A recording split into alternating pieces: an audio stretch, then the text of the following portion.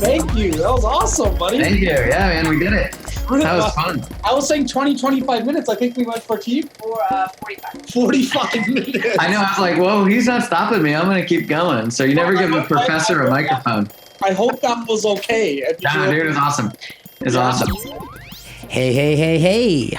Thanks for being in the REC experience. This is season 4, episode 5 with your host, Jas Takhar, and your girl, Laura Alto Stewart. What's happening, girl? Hey, Jazzy, what up? I've been really busy. We have been. Lots going on. Lots going on. Summer market. Yep. I mean, we have the team of 30 realtors doing so much with our clients from a buy and sell perspective. Myself, yourself, and Simeon obviously handling a lot of the pre-construction opportunities that are coming up and offering webinars and condo launches and being at sales centers. We didn't do one for a little bit. Like it was like almost like 3 weeks. We were kind of on a hiatus from the podcast perspective. Yes, we were off for between season 3 and 4. And then we didn't have many webinars that we were launching so at the same time. We twiddled our thumbs. No. Wow. I mean, it's funny that we you did not say twiddle that. Our thumbs. It's funny that you said that, right? Because we were thinking about, not really like twiddling our thumbs, so to speak, but getting down to doing some cleanup.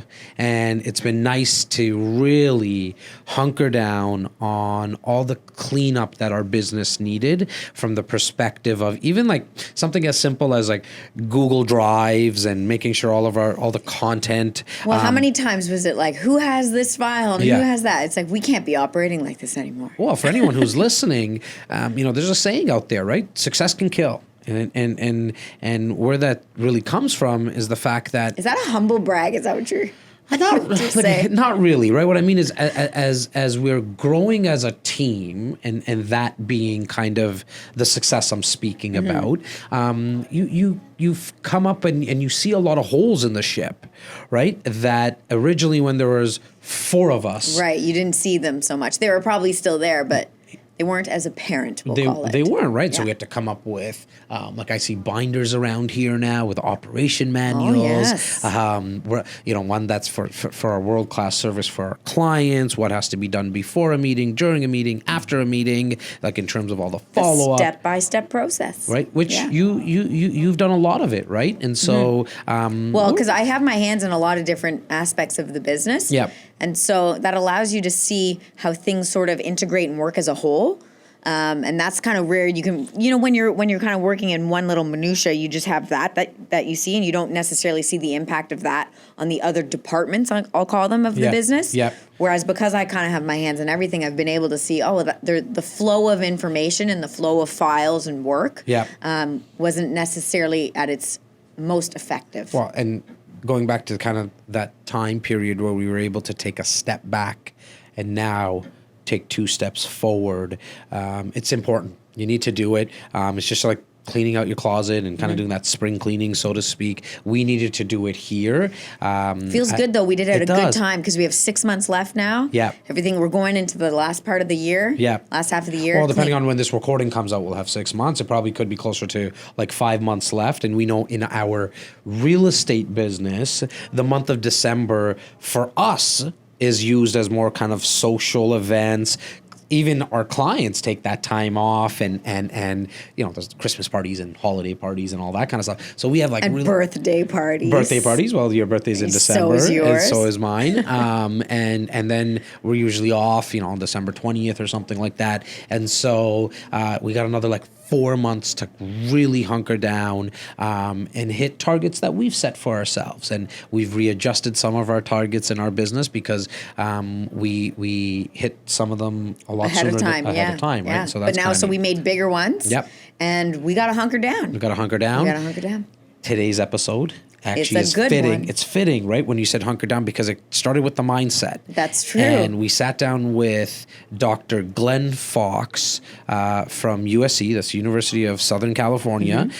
We didn't fly out there or drive out there. We what you'll be seeing and hearing is a Zoom video call that I did with Dr. Glenn Fox, and we spoke about essentially all things mindset, but specifically the importance importance of the attitude of gratitude. Yeah, so he spent obviously a big portion of his research on this topic, gratitude specifically, doing different types of studies with groups of people and seeing the effect of certain actions on other people, specifically being the action of within your own self, just being gracious and having gratitude for the things that are working out in your life. And it was right up my alley because I have a science background, so I was like listening like a little student nerd that I used to be. Like, oh, tell me more, because I love just the background of the studies and everything like that. I love the fact that there's studies now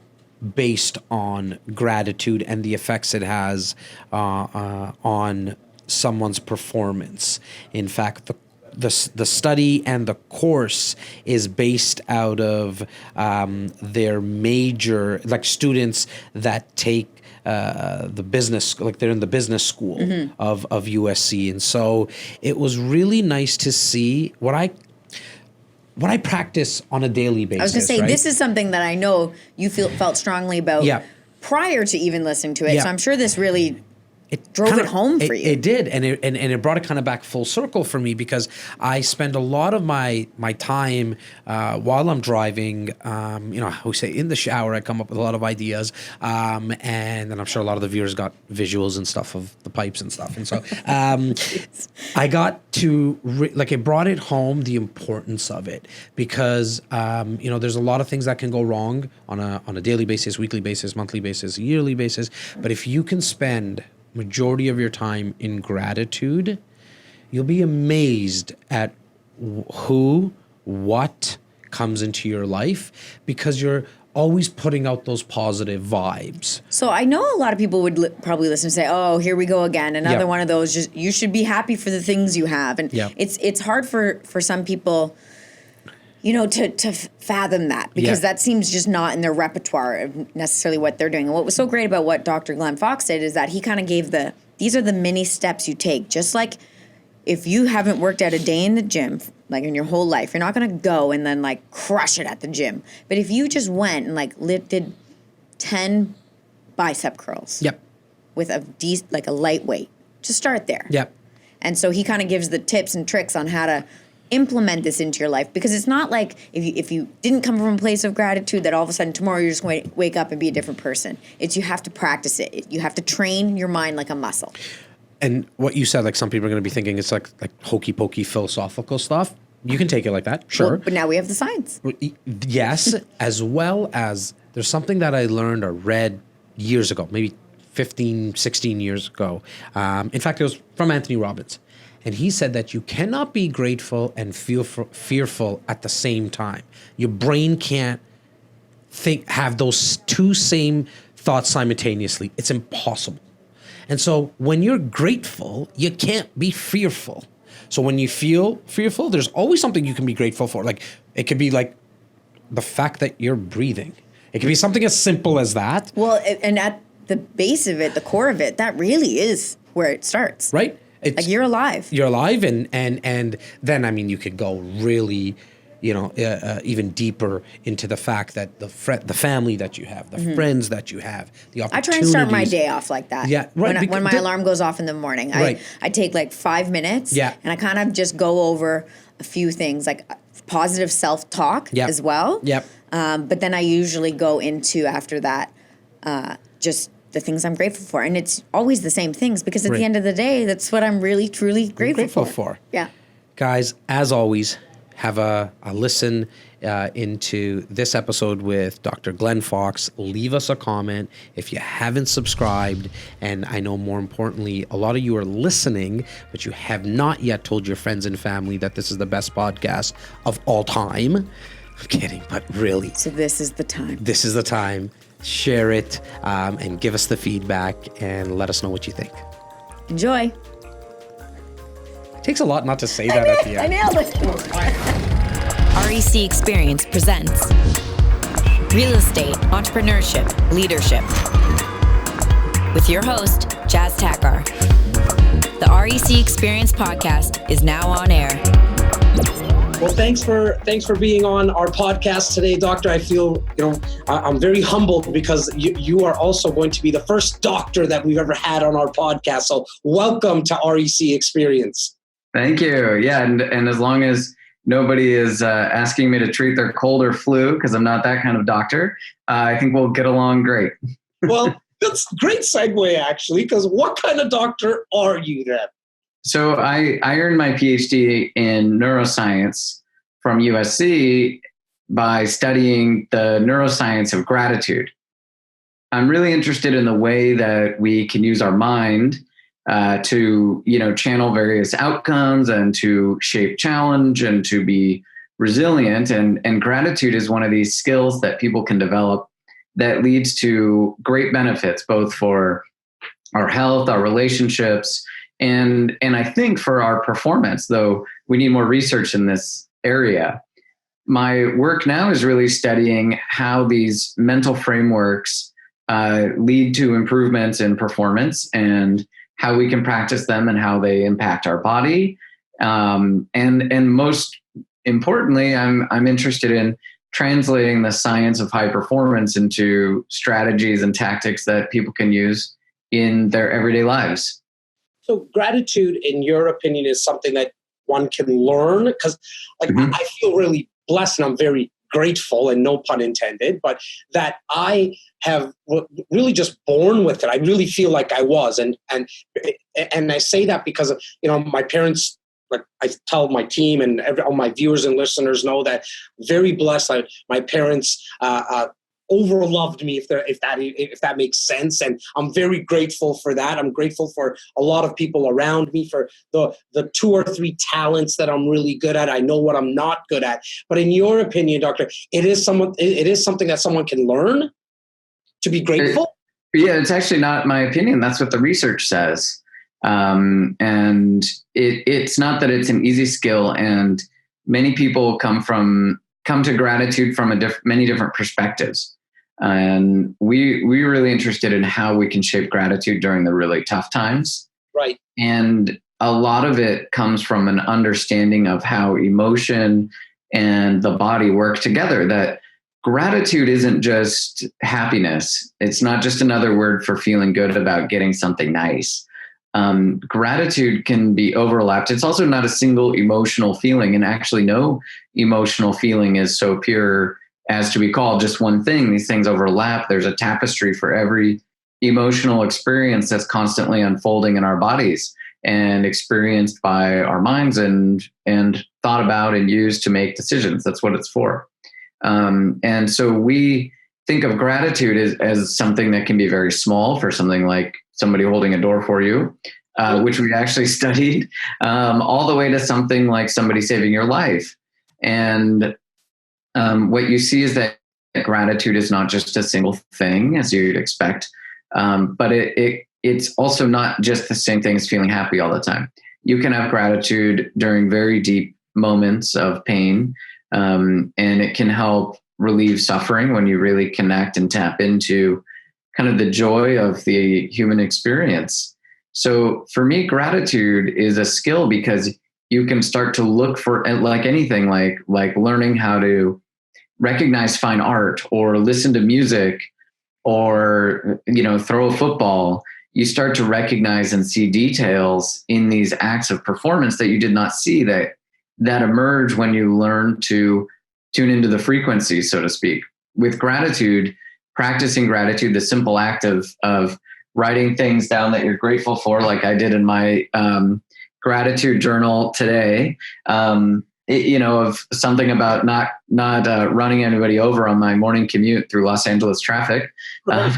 It can be anything, but building that sensitivity, that antenna toward abundance, is where gratitude comes from. And so the research on gratitude is coming around, and what we'll start to see is sort of the artistry of gratitude, of when to express, when to hold back, when to amplify, because like anything, there's probably a happy medium for it, and we'll learn that. But the basic skill of wherever we are, wherever we sit, we can probably take a moment, reflect, and find something to be grateful for. And that practice can be built.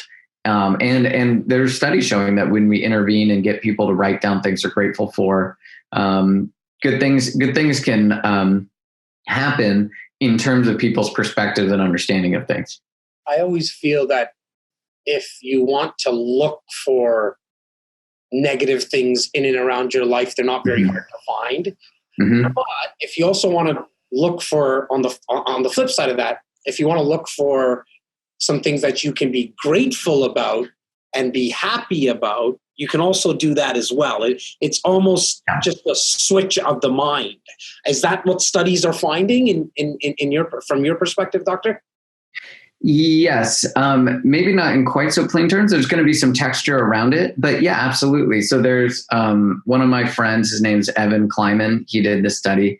I think he was at Harvard. I'm not sure if he's still there, but he found that people who practice gratitude find that they have more things to be grateful for.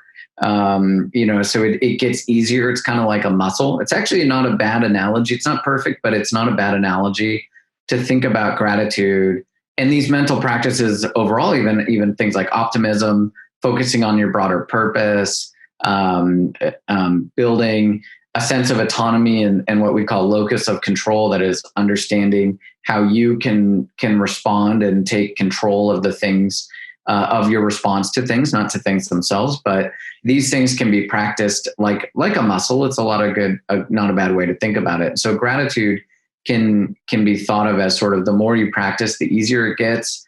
And one thing I caution the listeners, the readers, sometimes you have a hard day and you just think, oh, well, if I could just be grateful, all the pain will go away. And that's not exactly the way it can work. I think you sort of have to chip away at it long term. Again, just like building a muscle. Like if you sit down to bench press and you go for two plates or 230 pounds or whatever, the first rep is probably going to break you. But you still have to it. You might not even be able to lift it if you've never done one plate before. Yeah. Exactly. So that's the way. It's really not a bad way to think about it. That if you're sitting here and you're thinking, I don't have a gratitude practice, I don't have a mental skills routine for training the mind, the way to start is with simple stuff that does not start with self-judgment or thinking I'm not grateful enough or I'm not this enough or anything enough, and start with, get the bar off of the rack and make sure your shoulders don't creak and your elbows are good and your form is good, and work on your form. And then you build up and it starts to be something you can draw upon in times of need. Now, I want to take you back for a sec. Like, how did this all start for you?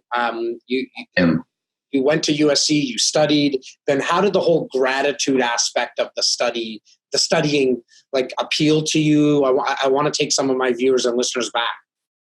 Well, I'm driven really personally by understanding complicated relationships and understanding how things work. It's really the core element of me is really, how does that work? And so going back even to when I was in 7th or 8th grade and I decided I wanted to be a psychologist. Right. And I didn't really know what that meant. I just thought I don't know, maybe I thought I was impressing the adults or something. I don't know. But I was really interested in this idea of how does the mind work and how do things happen? And so then I went to college. I dropped out of college twice. And at one point was studying to be a clinical psychologist and a mechanic. And I had this vision that I would open a shop where we restore cars and minds. And that's pretty cool. Yeah, actually, I still might do it. You never know. But I think it would work. Let me put it that way. So if any of your listeners want to jumpstart that, let's do it. But well, I'm not leaving. But but if you want to do it, go for it. I think it's a good idea. So anyway, I was really interested in how cars and minds worked and how you could really enter this sort of like peaceful state when you're really working and understanding a system. So I went to, well, it'll make sense in a second, but I started thinking, okay, so I'm interested in psychology. I'm interested in mechanics. How do these things work together? Is there a functional, similarity between how tuning in a carburetor and tuning your mind? And it may or may not be, but that's where I started. So I started looking at what are the traits of good living. What are some of the factors that are associated with, well-being, and what are the religions and philosophies of the world say are the necessary and sufficient things we need to do to live well. And gratitude is one of those traits. You come across gratitude in nearly every major philosophy and religious work. And I'm not particularly religious myself, if at all, but I have deep respect for those systems of thought. And I started looking at gratitude. Well, okay, what's the deal? And so, like I said, I like to understand how things work. So I started saying, well, it's important to these folks. How does it work? And that's what drove me to study the research and the science of it. And I found the science was really just beginning, but the early results, this is back in kind of early mid 2000s. And the early results are extremely promising, that very short interventions focused on increasing daily gratitude, it produced these incredible benefits to health and well-being. And then again, my brain kicked in and said, well, I want to go deeper. How does it work? If it makes your body healthy, what changes in your body? And that's what drove me to pursue the story of gratitude in the brain and body. And so I spent most of my graduate school career trying to uncover that. And we did studies both out in the field, where we literally held the door for people and saw how they reacted, all the way into the brain scanner, where we gave people stimuli we felt would produce gratitude, and we saw what happened in their brain. Now, when people were opening the door for someone, did that change for the person who was opening the door or the person that was walking through the door, or both? The person walking through the door. So we actually manipulated how much effort it took to hold the door. So you can hold the door in a really half-hearted way for people, or you can make a big show of it and like very kindly open and let the person pass. There's actually a whole little tiny sliver of science dedicated to door holding. So there won't be a door holding conference anytime soon. But it's really interesting because these automatic behaviors they get triggered. Like it's a social norm, sure, but what we saw was incredible, that when you held the door for people in a really polite way and then dropped a pile of pens, which is how we did this. We had an experimenter holding a box, balancing a box, and then holding the door, and then the pens would spill out. And we would actually measure how far back people were willing to walk to help this person pick up the pens based on how polite they were when they held the door. And we found that the half-hearted door holding, people were still pretty helpful. They would actually come back and still help the door. But if you were very polite, people would walk back as far as 10, 15 steps to come back and help this person pick up the pens. And there's a host of variables. It's not a perfect experiment, but what it does show is that that these simple acts can produce incredible acts of reciprocity or paying back far beyond what the benefit of the original favor even was. Now, connecting the body and mind. Mm-hmm. I've heard, I've listened and read a lot of, and I'm a huge follower of Anthony Robbins. And one of his favorite sayings is, motion creates emotion. Mm-hmm. And so I'm looking for your perspective on the connection between the body and the mind. Is it first moving so you can, have that motion and then creating more emotion? Is it the body that is kind of controlling the mind, or the mind controlling the body? With simple questions, Jas. Thank you. And nobody has opinions on them, thankfully. So no. Okay. Here's my perspective on it. So I studied with a man named Antonio Damasio, who was one of the early researchers in the field of emotion and neuroscience. And my view on this is evolving. The way that I currently think about it, and the way I teach, you have to remember that your brain is not the center of the universe, and that the way our bodies evolve. Sometimes I think I'm the center of the universe, so that's not right. Oh, you are. Don't worry. It's fine. Okay. You're fine. Don't worry. No, it's you. It's all you. Go ahead. No. Yeah, no, don't worry about it. It's all you. So Here's one way to think about it. So the body does a lot of things, right? You have a gut that digests, you have muscles that contract, and you have a brain that does a lot of different things. And one of them is what we call a mind process, or the suite of things we might call mind processes. And there's tons of philosophical and scientific debate about what constitutes the mind. So anybody who says they can walk right out and define the mind definitively will probably be leading you down an incorrect slope. What we talk about with the mind, all that I talk about is a very narrow sliver of it, is sort of that little voice in your head. And that's not the whole mind. That's not at all the whole mind. But we're talking about just the one little thing that your brain does to help you understand the world. And so what we think of when I think of the whole body mind thing, I think of mind as something that the body does. It's a process of the body. And the way that our self is experiencing our feelings actually is what constitutes the self. So I would encourage people to read. It's very esoteric. It's very hard to understand. People should really read my advisor's books. You don't have to read them start to finish. Read a chapter here and there. The Strange Order of Things, which is Antonio's most recent book, is brilliant. And I don't work for him anymore, so I'm no longer paid to say this. So no, but it's a great primer on the mind-body thing. So what I would say is there are great academic and scientific resources for people who are interested in this, and they should dive in. So my answers here are very concise and not full, but let me illuminate a few things. So the word motion in the term emotion is not an accident. So emotion is a behavior. Emotion is the body's physical response to change in some way. Now you have emotion unfurling at all moments and flowing through you for every single thing that I say, do, present on the screen, anything.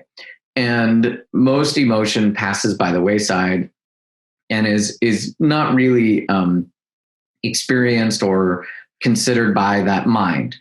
And when things of particular import come up through our emotions, through a change in the body, this may, through a few different processes we don't totally understand, trigger feelings. And the feelings would be what our hidden conscious understanding of those emotions, which are motor behaviors. Those feelings become the thing we work with, the thing we think about, the thing we experience, the thing that colors everything, the thing that guides us towards enthusiastic behavior or inhibitory behavior or everything in between. And so this is kind of the framework that we have to start to think of. And it's important to think that emotion is a natural thing that your body does. It's very hard to think your way out of an emotion. So we have thinking to sort of deal with and make decisions, but you can often paralyze yourself by overthinking about your feelings. That happens all the time. You can miss opportunities by thinking about and focusing on the wrong feelings. You can greatly harm yourself by not having a structured and healthy relationship with your emotional feelings. Now, we know, I call it the struggle buster. And so there are a few things you can do in the near, mid, and long term to benefit emotion and feeling. And so the near term, according to science, one of the fastest ways to break out of a slump is to get some exercise, to move around. We are animals. You have to remember that we are animals and that we're built for motion. We're built to move around. And I'm not saying you all need to get to the gym and scream peak performance and do all that. Go out, go for a walk, go up and down some stairs, get some nature. There's all kinds of new evidence showing that being out in nature is extremely important. And that can be 10, 15 minutes. Just move, change your environment. Get up and go. Yeah. Take control. Part of that too is the volition. Part of that is the sort of the process of saying, I need to move my state and I have something to do. It's not so easy. Folks who deal with really deep stuff, you could say, all you got to do is drink that cup of water and they'll be, not motivated enough to do that. And that's real. Right. And oftentimes just triggering that moment of, okay, you know what? I'm going to do the bare minimum thing. I'm just going to stand up in my chair to prove to myself that I can stand up. And sometimes those little things can kick off a lot. So the whole goal, I think of the goal of every day is to get a good night's sleep. Mm-hmm. We know that sleep is a major predictor of health and can help you maintain your brain state. And so exercise, diet, good healthy social relationships are kind of where good sleep comes from. And it's a good upward cycle. The more you do, the better it gets. And it can be tipped over, of course, by life. That's the fun of it.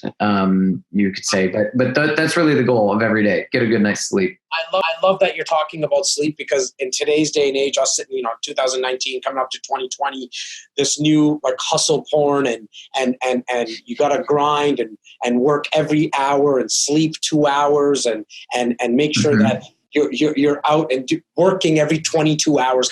Like that truly is bullshit, right, doctor? Because you need to rest. The mind needs to shut off, and sleep. Yeah. 6-7 hours is a good thing. And in fact, maybe more people should focus on what they're doing while they're awake and not worrying about only sleeping for 2-3 hours. Yeah, absolutely. The thing with the grind, so to speak, and with these heavy ambitions that people are all about, we research, our director of research at the Institute, his name is Ben Holtberg, and he studies how people form purpose around what they do. How do you connect everything you do to something bigger? And it's a really important predictor of high performance and lower level of burnout when you can connect what you're doing to something bigger. So if you're hustling, the more you grind, the more, minute you're focusing on, the more minute the detail you're focusing on, it becomes a little easier to lose sense of why you're doing what you're doing. And we also know that constriction will lead to lower performance. You really look at, watch an expert violinist play. One of our good friends at the Institute is a man named Etienne Garat, and he's a world-class violinist. And you watch him play, and he's making so much sound out of this tiny little box. And you look at his forearms, and there's no striations. He's using his whole body, and he's completely connected to his instrument. And it's like that for anything we do, that we have to find this place of, I believe, of sort of relaxed power, where you wake up, you're deliberate, you're energized, you're seeing options, you're thinking creatively, you're having fun. We have a major fun deficit disorder in this society. Fun is critical, because you literally there's a whole hypothesis. It's called the broaden and build hypothesis from Barbara Fredrickson at University of North Carolina, that when you feel positive things, they've actually done these sorts of studies. They're really fun. And they found that people who feel positive things see more options in the world. And they've actually found some interesting ways to do it. But it makes sense too, right? When you're fearful, your body, your emotion is tuned to a narrow thing of fight or flight, freeze, submit, or what have you. And it's only 4 or 5 different things you can do when you're under threat that you can think of, right? Versus being creative. I mean, by definition, focusing on these sort of lower homeostatic load emotions, focusing on fun will help see more. So all I'm saying is, if you're thinking like you've got to grind, well, of course you have to work your butt off. You've got to be there. You've got to be deliberate and diligent, but it has to come as part of this relaxed power. Etienne didn't become an expert violinist by not spending a lot of time playing the violin, but it's connected to a deeper purpose. He likes the violin, and he finds ways to mix it up with interesting, wide range of other activities and things that help him connect to why he's doing what he's doing. If you lose track of that, it's going to lead to bad places. And you can only hope your competition takes that approach, because you can win that way by focusing on positive things, by focusing on deeper meaning, and by having a little bit of fun in what you do. I love this term of relaxed power. I've never heard it. And it really is like a breath of fresh air for me, because I've this is the closest I'm getting to a university in my whole life. So I'm very, very grateful for your time. It's because of things like this I'm learning a lot. And I know you mentioned earlier the questions are not layups that I'm giving you. And it is really selfish because this is how I've always learned in my life. And so I'm very grateful for your time, Doctor. You mentioned getting up, walking for 10, 15 minutes. There's some stuff that you can do in the midterm and kind of long term. I want you to kind of get back to that. Yeah. So the short-term stuff, getting up, moving, sending a thank you note to someone, sending a note of support saying, hey, I'm thinking about you. Hope you're doing good, and expecting nothing in return. That's important. Giving out without expectation. Yeah. If you send a thank you note and the person might go, who are you? Or they might go, great, thank you, or whatever. And the point is to show that person some appreciation and get on with your life, and hope it helps you. Keeping a daily gratitude journal. So those are kind of the short-term things, right? You can control what you consume. You can't control very much about the world. We can't control what happens. You can control what you consume. So you can exercise. You can choose to eat well. Eat something with some lean protein that's going to give you some good fuel, right? And you can start stacking up things that are going to help you sleep better, right? So you can control your diet. You can control kind of what you do with your body in the short term, and those things will stack up. You can control whether you brush and floss your teeth. You can control a lot of these things. It's just a matter of getting out of your own way and just making the decision to say, this will help me do a little better. And we know that connecting with your habits will lead to some good things. So short term, focus on what you consume and avoid externally regulating your emotion through other things, right? Don't look to something that you can consume to change how you feel about the whole world. There's nothing out here that's going to radically change how you feel or behave in there. There's nothing that's not how emotion works. It is by definition an internal state. So don't outsource your emotion regulation, right? So don't turn to just the next cup of coffee to make you feel a little better, or whatever bad habit we can have. And this, I'm saying this is a we, not a everybody, but this is something I think can work. Those are the short term, and the medium term is keeping that gratitude journal there, maintaining your diet and maintaining a schedule of, I come in and I won't show you here, but I have my little journal here that I work with this next to me every day. And it's what I did every day to make sure that I'm staying on track. So I come in, I write down when I get to work, I write down who I talked with, or whom I talked with, and I write down kind of what I need to do. Midterm, another way is to start every day thinking about what's your best possible self. And this is another research-backed intervention where you think, okay, if there's a hologram of yourself, if there's a hologram Jas, what is he doing after we close this conversation to go, what would be the best possible version of yourself? It might be relaxing and having fun. It might be getting back to work and sussing out some new clients. So learning to decide what that is, chances are you're going to write down. If you write down like what your best possible self would do every day, you'll learn and refine what that possible self really is, right? It's not the best imaginable self. It's the best possible self. If you're sick, if you have the flu, your best possible self is like watch some Price is Right, like we all do when we're sick, and have some tea and rehydrate, right? Or if you're feeling good, like get it done, get exercise, connect with someone, help someone, do those sorts of things. And those are the medium things. And then the long-term things are the more meaningful mindset practices of reflective work that we can do to understand and know ourselves, to write down what we're all about, to form a personal philosophy, and keep those gratitude practices. Meditation for some is good, but anything you do to kind of uncover and know yourself. And those are very long-term processes that never really stop. There's no finite plateau there. There's dips, valleys of self-awareness, of course. So those are kind of your short, medium, and long-term strategies we call the struggle buster, to kind of get up and get back toward getting the most out of what you can to enjoy life and do great work. Like a lot of our listeners have dealt with a lot of naysayers in their life. Mm-hmm. It's a recurring topic and common. It's a lot of feedback that we get from our listeners and our viewers.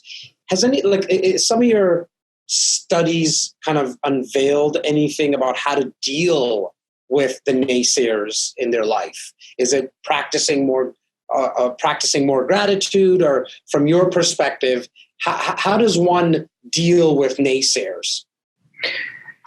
I'm trying to think of good research. I can't think of a direct research on that. There is some major predictive value in how well you can take critical feedback. Okay. And it's a filter function, meaning, it's a filter. It's what is what this person's saying useful or not? If it's not useful, then who cares? And it's not so easy because we can take things personally. And that's its own thing that we all have to avoid. And if it is useful, then you can thank that person. Sometimes you really have to divorce whether or not you're taking that message to be something as a personal attack. And the more you can separate what they're saying as sort of a reflection of your internal state. Again, don't outsource your emotion regulation, right? So if someone's just saying something that they think about you or what you're doing, the key is to say, is there a kernel of truth here that has nothing to do with my ego? And what does it mean about what I need to do? I interviewed, to get into graduate school, I failed miserably. And I interviewed at tons of schools and big high profile schools that we've all heard of, and had people tell me, nobody studies gratitude. What are you doing? And I just thought, well, okay, maybe, if I'd taken that seriously, I would have stopped studying gratitude and would have studied something else. But I knew that there were chops there. So I waited until I found someone like Antonio, who was like, this is great. Why don't people study this? Let's do this. We have it now at the Performance Science Institute. It's so important that we have a great handshake with business, because we're all about mindset in business. We're all about helping people have better, more enriching careers in business. And by definition, we're fulfilling the need to understand how the mind works in business settings, and teaching it formally and having an institute formally dedicated to housing the knowledge of how the mind works in high pressure, high stakes environments. Because we think that by training that, people can have better lives and enjoy their work more. And it's by definition novel to have this thing in a business school. And so I deal with this all the time for myself to go, what's the benefit to business? What's the ROI for what we're teaching? Will people do better?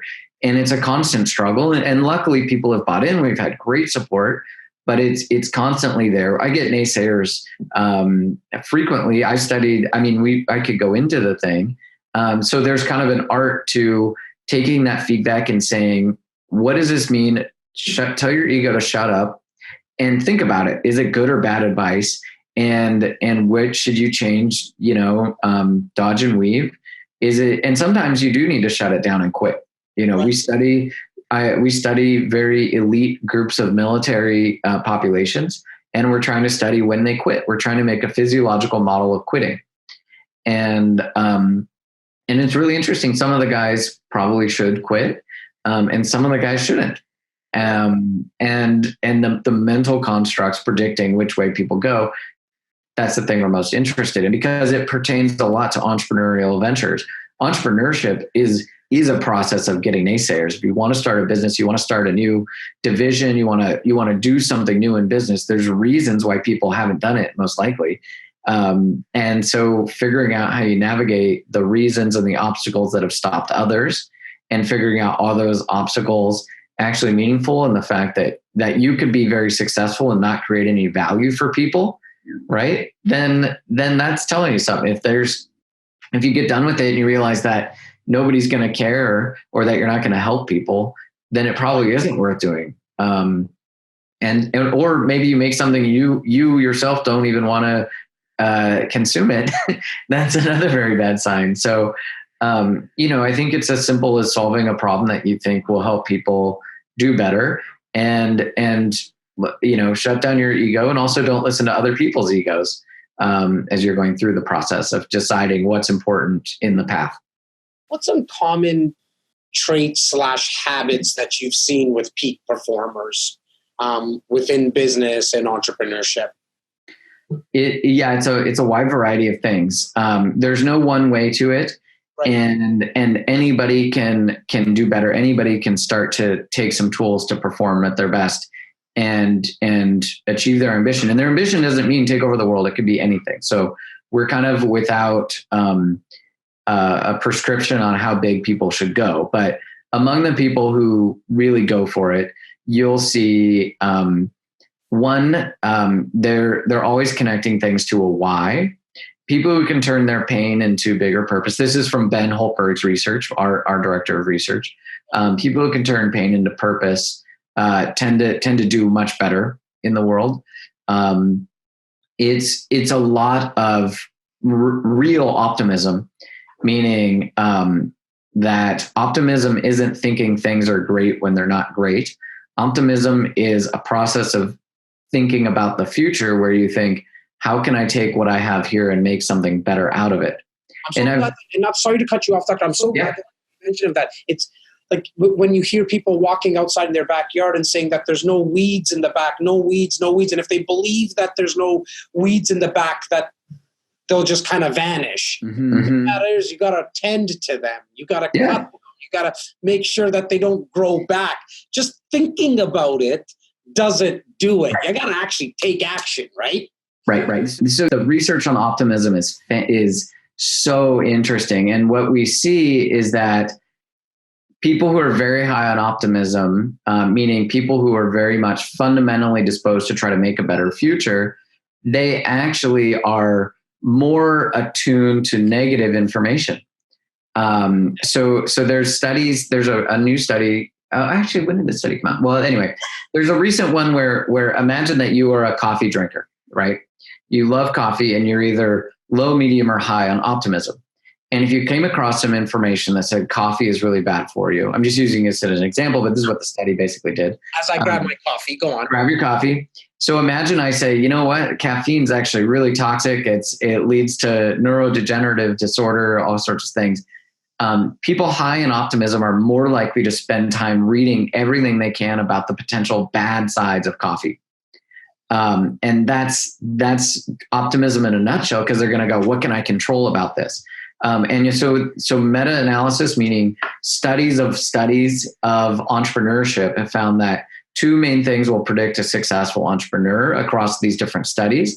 One is that optimism, and one is goal setting, behavior, and healthy, effective goal setting. So being goal oriented towards something that is tangible, that you can do, that's attainable, all the art of goals, combined with that sense of optimism of saying, I can make something good from this.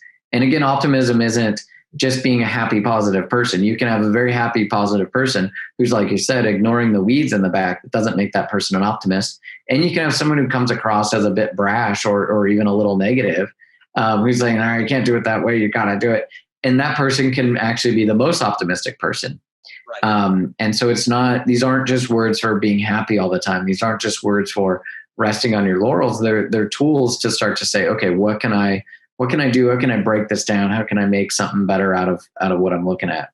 I want you to speak about PSI. Tell my viewers and listeners, how can they learn more about what you are up to specifically, what the program is up to, and how they can get more information, Doctor? Our mission at the Performance Science Institute is to train the mind for high performance. So we all know that you have to develop a healthy skill set to have a successful career in your life. And we also know that having a healthy mindset is critical, maybe even more critical than your skill set. Yet almost no resources exist to train the mind in modern business education. And so our mission is to build programs that help people train and focus on the exact things that we've been talking about here in practical and fun and engaging settings to help them enjoy life and do great work.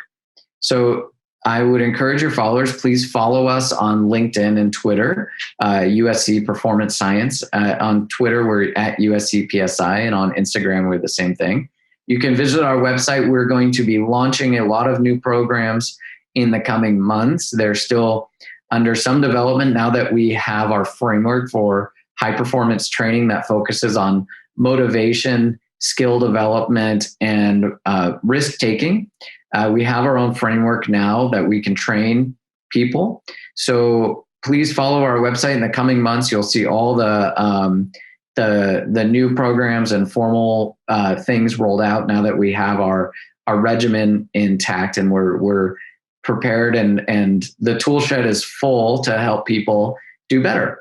So follow us on all the social media platforms like you do. Shoot me an email, glennfox@usc and .edu, or performancescience@marshall.usc.edu. And let's build a whole community around high performance in business. I love it, Doctor. I mean, I could talk to you about this for hours, and because this is, like I mentioned earlier, right? And I've mentioned it a few times now, that this is how I always consume content.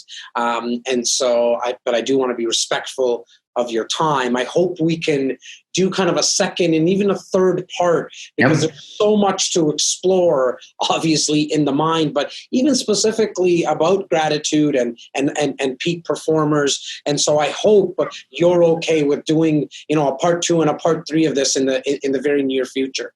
Yeah, let's do it. Let's do that. Let's circle up. Let's get other people involved. And we have a lot of partners in the real estate business. It's a fantastic field and a really interesting community.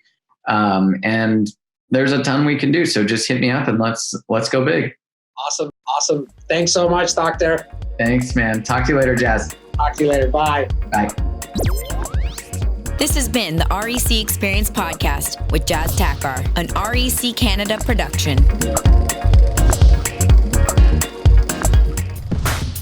Hey guys, thanks so much for watching the REC Experience. Please make sure to subscribe, like, and share. Click here to watch and experience more videos from REC.